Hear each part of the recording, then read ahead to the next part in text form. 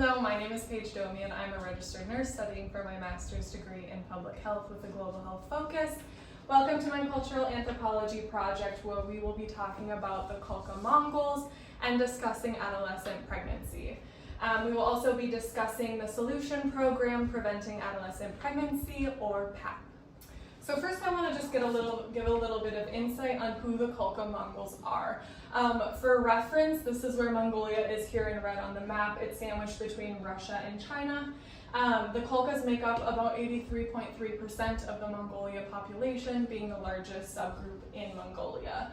Mongolian is the official language, with the Khalkha dialect predominating. A majority of the people practice Buddhism and shamanism, and a small portion also practice Christianity and Islam. Government-wise, they are an independent democracy as of 1990 and get a lot of their governmental ideas from both Germany and Russia. And then to give a little bit about their lifestyle, it's a mix of urban and rural living. Over recent years, half of the population has gone to the capital city, where the other half have stayed living rural. So next we'll talk about adolescent pregnancy among the Khalkha population in Mongolia.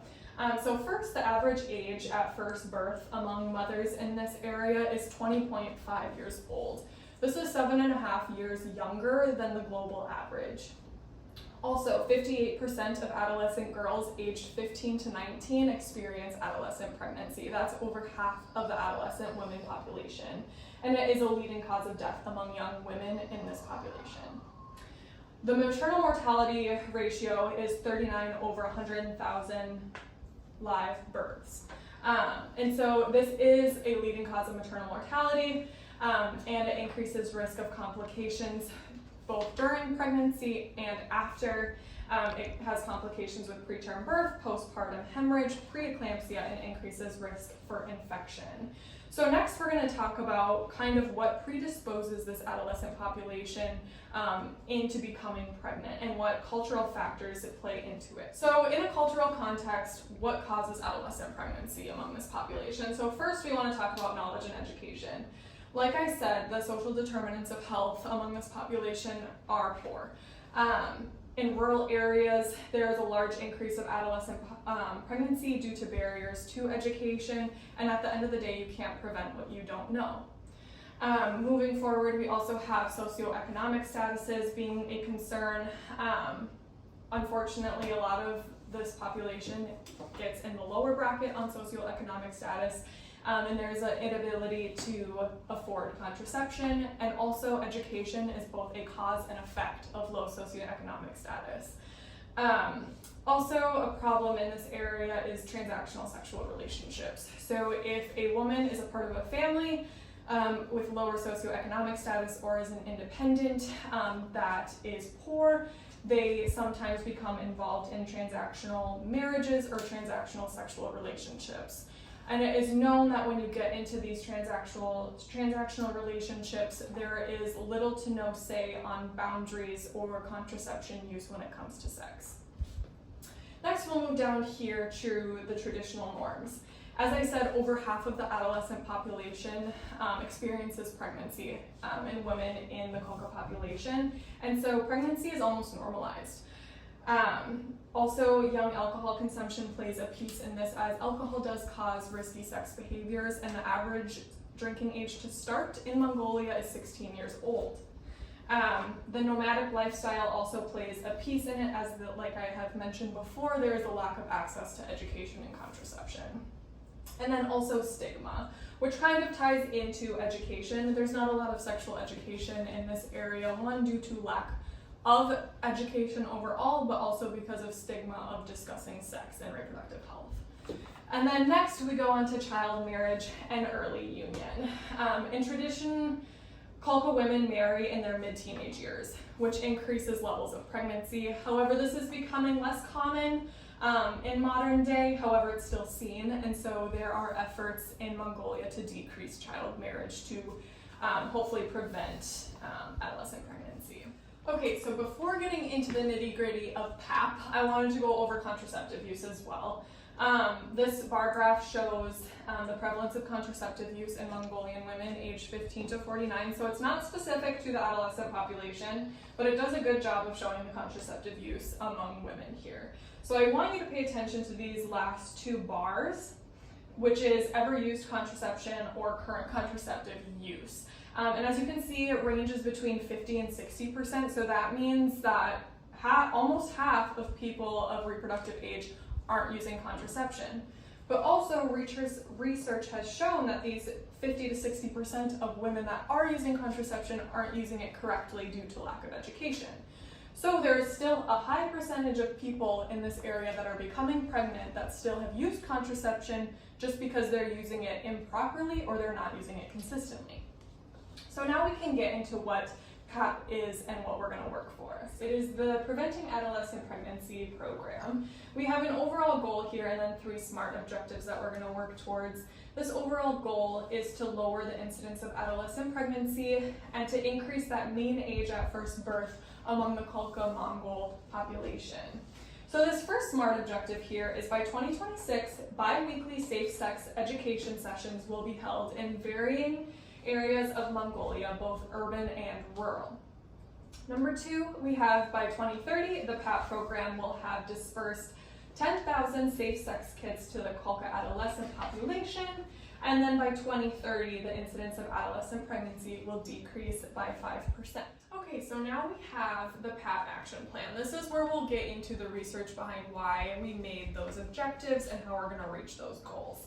So we have 2 main parts here, which are the education sessions and the safe sex kits. We'll start here with education sessions. This is really one of the biggest parts of the program. Sex ed is shown by research to give young people the knowledge and skills that they need to have a lifetime of good sexual health. It powers them to make choices about their health that they wouldn't otherwise get to make. These education sessions will be held by volunteer healthcare professionals or by trained volunteers that have been trained by healthcare personnel. The education sessions, like I said, are bi-weekly and held in both urban and rural locations that are taught in the Mongolian language. The education sessions will vary from about a half hour to an hour with time at the end for question and answer sessions and just conversation to decrease that stigma free of judgment. The education sessions can be held in community parks, community centers, volunteer homes, churches, whoever wants to get involved. We'd also like to get the schools involved in this as well if they would be willing. Moving on to the safe sex kits. This is the next portion of the program. Inside these sex kits, like I said, there will be male and female condoms, lubricant, and then a little education packet as to a little bit about the basics of safe sex and how to properly use the equipment in these kits.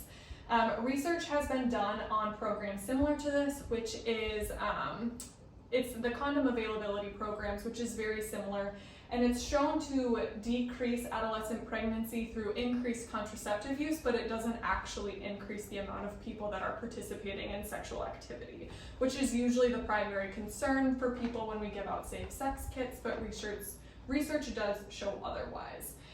So these safe sex kits will be available at education sessions. We also have what's called grab-and-go booths, which are set up in different parts of the country in both urban and rural areas, where people can just come and grab and go. They can just grab a sex kit and get on. Volunteers will be running these booths as well, and then if any schools would be interested in having the safe sex kits available for their students or staff, that's also an option. And then also moving on to the Q&A page, this is a pretty short and simple part of our program. It's a part of our website where people can submit anonymous questions if they're not comfortable asking in person, or if they're unable to attend the education sessions, they can ask questions this way. They will be answered by healthcare professionals and then posted to the website for the public to see. And then next we have social media. It's important to remember our target population is adolescents. And so reaching them via social media is a great way to reach a large population, specifically that population.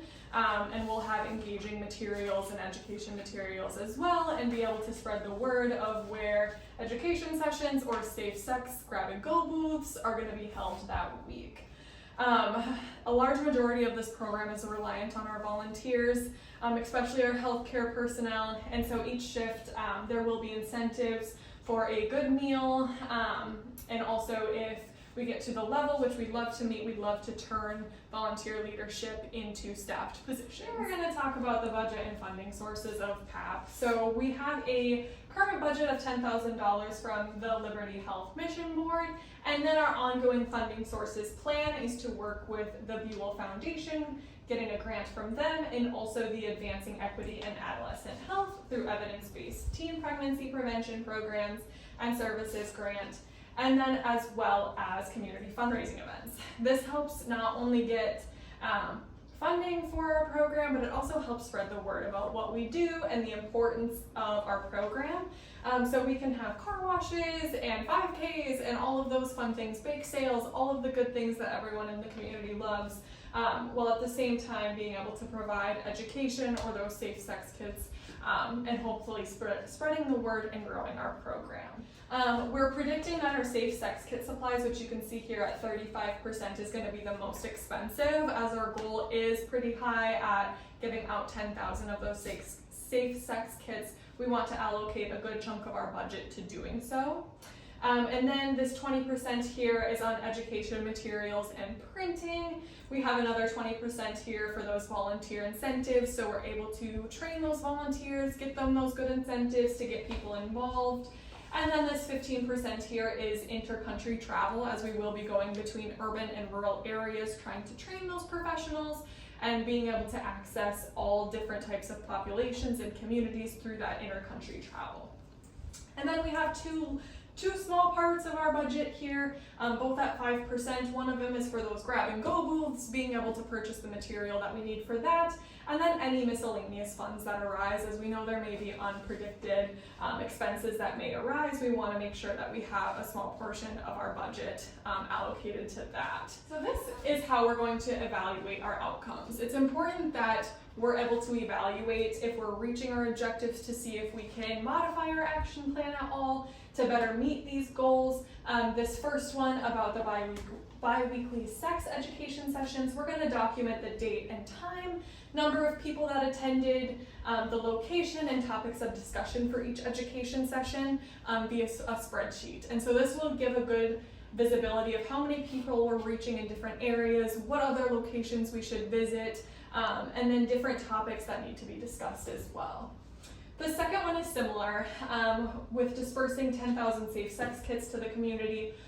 We want to keep a count on how many safe sex kits are being dispersed. How we're going to do that is also via spreadsheet, but we're going to have boxes filled with either 50 or 100 safe sex kits, and then once one box gets dispersed, we will mark that down. And then this last goal here, decreasing the incidence of adolescent pregnancy by 5%.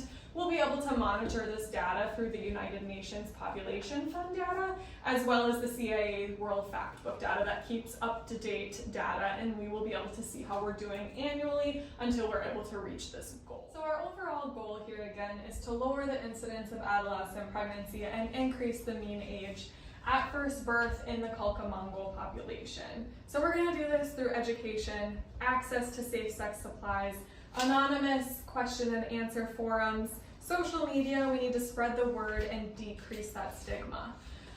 We are going to do this by working together with our volunteers, getting the population involved, and like I said, really just decreasing that stigma. We need to improve the social determinants of health that are really affecting that population, both in urban and rural areas. We're going to do this through PAP. We're going to do it together. It's not going to be easy, but it is doable, and it is a really big global health problem across the world, and this is just one way that we can try to minimize that problem.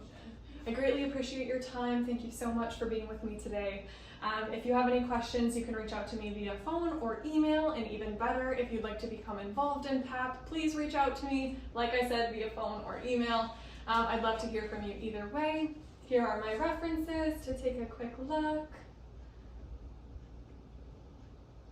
Thank you so much again. Take care.